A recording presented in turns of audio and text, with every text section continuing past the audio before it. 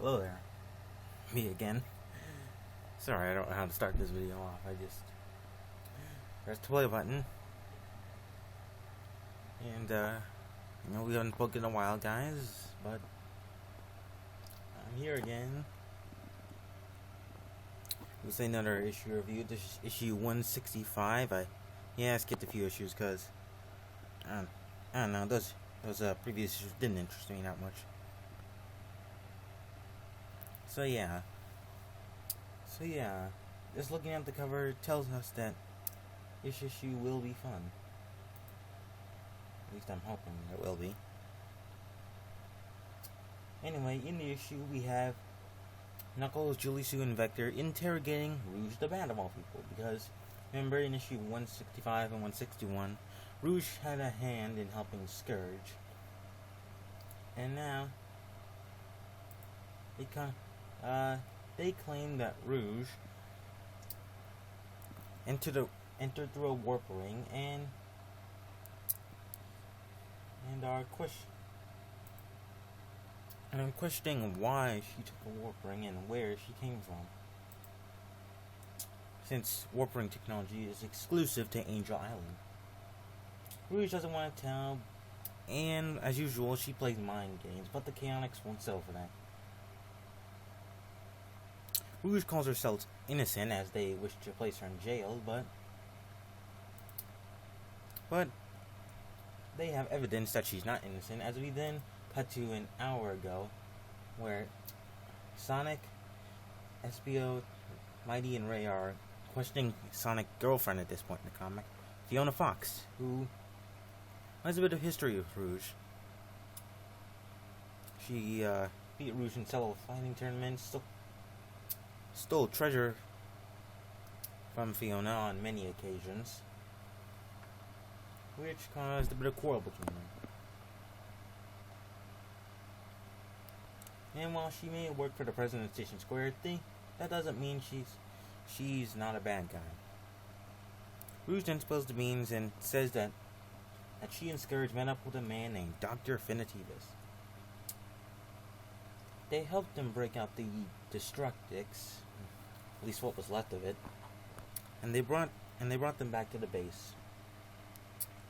But Rouge then noticed that Finitivis' plans weren't going so well, so she escaped. Anyway, we cut to outside, where we see Tails acting all nervous or whatever, and we also have Sonic and Fiona walking together talking about stuff. Then they didn't notice Tails is acting very strange, and that's when we meet Sleuth, who has Tails pinned to a tree. Sonic and Fiona do not like this, but then guess who shows up to join the party?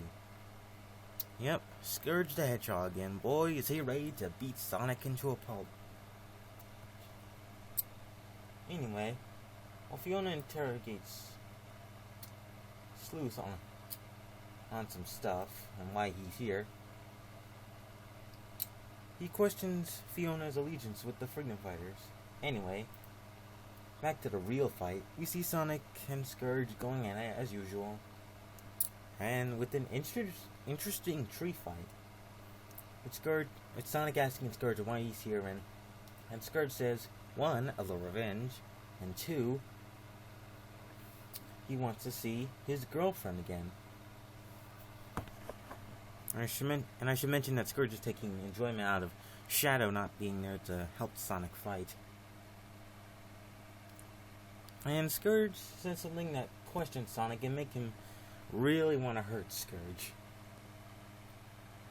And Scourge even mentions that Sonic has a lousy track record with the ladies, and he's not wrong. He does have a lousy track record. Anyway, Fiona spilled the beans on Rouge, since it turns out they were there to find Rouge and get revenge on her for Finitivis.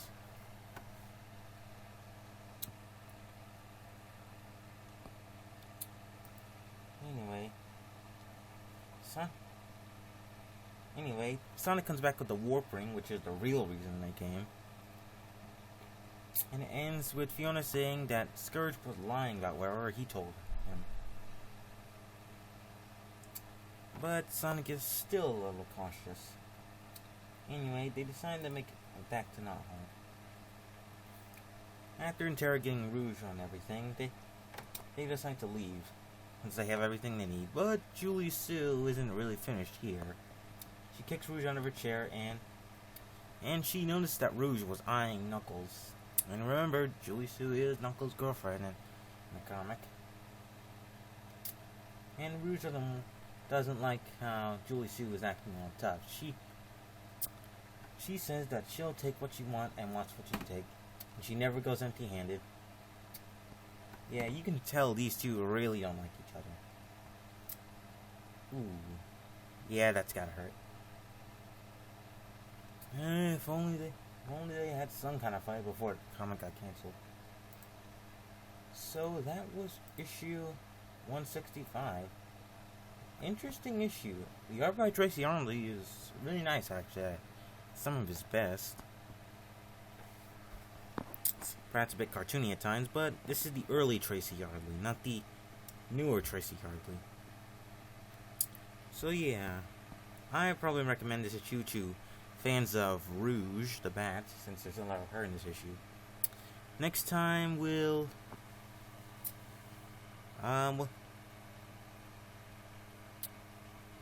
I believe we'll be heading into the